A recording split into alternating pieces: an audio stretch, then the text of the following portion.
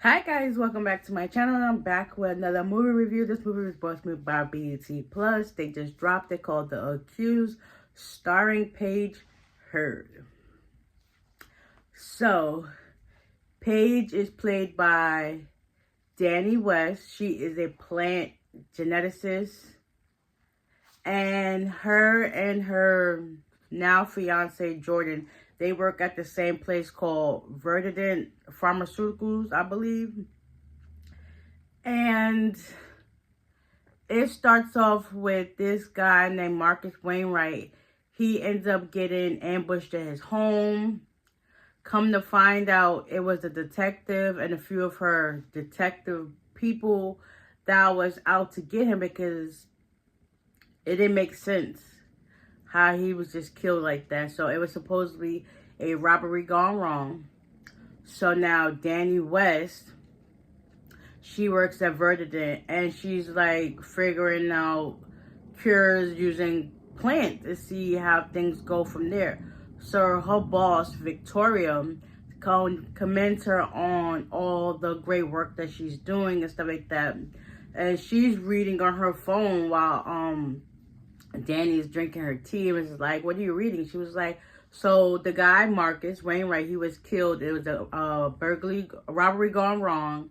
And she was like, "Do you know of him?" She was like, not really, but he used to speak at the community center. And I'll ask Jordan if he has any information." So a couple of days go by and whatever. She's at work doing what she's doing, staying late. Her fiance texts her, was like, "I left you some food here because I know you're gonna be working late. I'm gonna be working at home." And her co-worker, well, she was Victoria, she went to go eat her food and she realized that she's, I guess, allergic to spicy, or she just don't like it. Somebody put some spicy stuff in her drink, and she texts her fiance Jordan like, "I'm gonna murder you." Meanwhile, Victoria's sitting there just like, So she ends up going home later on that night, and she's gonna do anything she can to get her fiance back. So I know I left out a part, but okay. So while Dani likes to work late, she also likes to volunteer at the community center during late days so she could speak to the kids about what she does and stuff like that. So she ended up bribing the kids there. Anybody want $50 to know what this and this and this. So the instructor of the class, Felicia, she was like, they're both plants. The chemicals that she used, they both derived from plants. So Felicia ended up getting the money from Dani, and it was just like, okay. So when she came home that night, I know I backtracked a little bit. Jordan was like, I'm need for you to stop coming back late and going to community. She was like, "Listen, I grew up in this town. I know the area, so it is what it is." But he felt it was something like more to that. So now, a couple of days later, she ended up going home because she thought Jordan put something spicy in her drink. And she ended up going to the house. She was like wondering where his car and stuff was that she didn't see. So she ended up going through the side. She ended up going to the kitchen, picks up a knife. Because she see on the table, it was set cute for two. And she picks up the steak knife. She goes upstairs calling Jordan, Jordan, Jordan. She don't hear anything. She ended up going to the master room. She sees him laid out on the floor. She's like, "Jordan, Jordan." Next thing you know, somebody comes from behind her.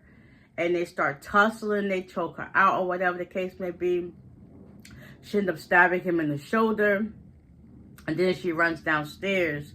At this point, Jordan is already dead. He's already foaming at the mouth. Goes downstairs to call 911. Another guy comes to tussle her and ends up pulling off his glove. And she sees his love tattoo on his hand.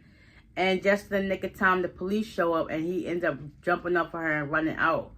So now the detective, Branson, shows up and he's just asking her questions. And the other cops there looking like maybe she's in on it because, you know, things didn't go right. Did they get into a domestic dispute or whatever? And she was like, "No, that's not what happened." Meanwhile, her nosy neighbor is called the one looking to see what's going on. Like, at this point, you should be the one trying to help the girl, not just trying to put her under the bus. But anyway, she ended up getting to the police precinct, and one of the cops there was like, listen, you should have just minded your business.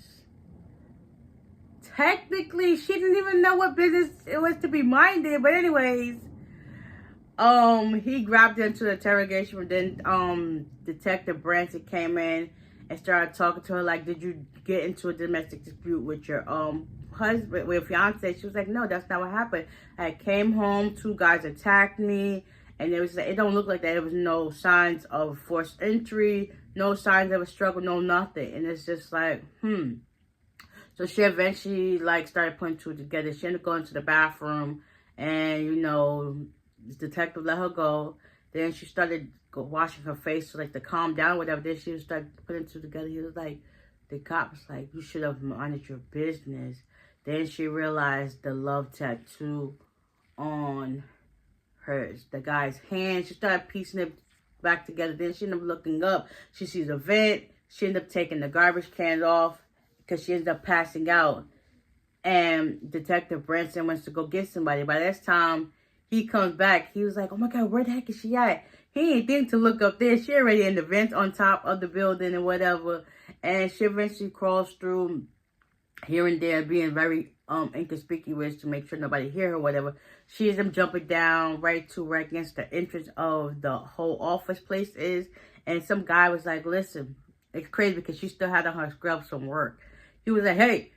She turned around and he was like, you're going to leave this car here because y'all just don't know how to do your jobs. And the men's bathroom upstairs need to be changed and need toilet paper. She's like, okay, cool. She ended up pushing the car. He ends up walking through the doors and leaving. She turns back around. She runs out. Next, she's walking towards this bar or whatever. She sees a cop car coming and she automatically assumed it was for her. So she ended up going into the bar. This guy that's sitting at the end was like, hey, you want a drink? On me. Then she's contemplating, like, no, I do not want no drink. I just want to get out of here, do other stuff. So she ended up sitting down, having a drink with him. The cop car comes in, and they start looking around. She's, like, looking over her shoulder, but she's still trying to be, like, nobody see me. So she ended up talking to the guy, and then the guy was like, they just come here all the time just trying to get people. And then somebody over the radio was like, suspect caught. So they ended up leaving. And he was like, yeah, that's cool. I thought he was going to have to get some of your sugar. And she left out there. She ended up going to Felicia's place, and she asked her what's everything on Marcus Wainwright. Ended up telling her, and it's like Thomas Fuller. Everything started to come together. So now it's like, okay, they're out looking for her, and now it's like nobody really believes her. So at this point, she ends up going back to the community center to get some information on what really happened and stuff like that. By this time, Felicia got there. Detective Branson got there. Detective Nadine got there. All her other goons got there. And they was trying to run her throughout the community center. So she gets there, whatever. She ended up changing her clothes. They find that Nadine found her clothes. Like, she left her clothes. By this time, she goes back to her house. She ended up going through the front entrance. Mind you, her nosy neighbor is looking and then ended up calling the police. Because they think, she don't know that, she thinks somebody was breaking into her house. But in all reality, that was just her going into the front entrance.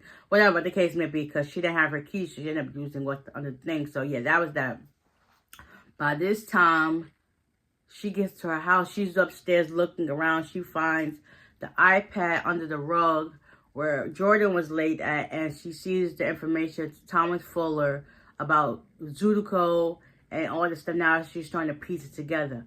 Now they end up breaking into her house. Detective Branson, Detective Nadine, and her goons. She ends up seeing where she's at. She goes outside on the balcony and she stands where nobody can see her. And they start searching the house. They're up and down the place. Nobody's here. So at this point, Nadine was like, come on. And Bobby was like, let's go. Detective Branson, he ended up staying behind. So she ended up going out, coming back up inside the house, going downstairs to go look. He was like, yeah, I had a hunch Next, he tried to chase after her and ran into the wall and got this big gash on his forehead. So she ended up taping him up, pulling him and tying him up, and then she ended up bringing him to Victoria's house. Victoria was like, you now, like, you wanted for, like, kidnapping, stuff like that, and you're still not safe. She said, listen, I got to go back to my office to get some things. So Victoria ends up giving Dani some rope to tie him up to the bed. So she ended up going back to her office, getting some information. While she's there at her office, she ends up getting a syringe of medicine and stuff like that. And she ended up getting a file that she ended up saving onto a flash drive she carries with her. But while she's there, Detective Nadine is there with some of the security guards that work there. And talk about how she knows everything and she's on to us and stuff like that. Meanwhile, she's in her office. She's going down to the table, and the detective Nadine and the security guard is talking, and then the security guard was like, "Listen, I'm gonna need some more money because this is not what I signed up for." She was like, "A deal is a deal." Next, she ended up shooting him. They fall in the room where Dani is under the table at, and Nadine is like, "Oh well." And Dani picks up her gun and tries to shoot it at Nadine. Meanwhile, they start getting into a tussle. And then another security guard was like, listen, she just shot Lonnie, and Dago. Well, Nadine is trying to pin all these crimes onto Dani since supposedly she killed her husband. So they get into it. Dani ends up knocking the heck out of Nadine. They end up fighting in the office and whatever the case may be. And then she leaves. Meanwhile, Detective Nadine holds a press conference. Her face is messed up from the floor up. You was like, what in the world? After she did that, she's talking to Stacey saying that Dani is armed and dangerous. She killed these 3 people at the place. And it's just like, make it make sense. Meanwhile, after that, Bobby was like, what the heck happened to you? And he was like, she did that? And she was like, listen, she got my phone too. With all the incriminating evidence. And it's just like, now they're on the hunt for her. So, meanwhile, Victoria's at home. She realizes the bed is squeaking. So, Lanston figured out a way to untie himself. At the same time, his wife is calling him because she's about to give birth too, calling him, and there's no avail. So she goes upstairs to check on him, and he fakes sleep. As she turns her back, he gets up and takes her, throws her into the closet and puts a chair up. By this time, Lanston went downstairs and then got his phone, and Dani comes up to the door and just like, give me your phone. So she's like, where's Victoria? She's going back upstairs with him and let her out. At this point, if it was a way, if she knew what she knew at the end of this movie that she did in this moment, she would have left that girl in that closet. Because it's crazy how everything is about to unfold. So, after that, Dani gets Lance's phone, and they end up going somewhere else. Oh, they end up going on a drive. And he was talking about calling the precinct, but at this point,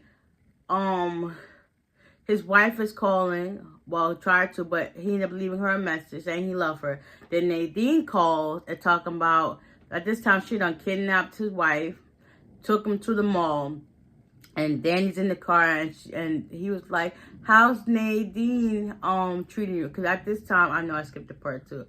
The Officer Snyder, the one that grabbed Dani at the beginning, comes to the house, was like, where is she? And they end up getting into a fight and all that stuff. So by this time, they leave.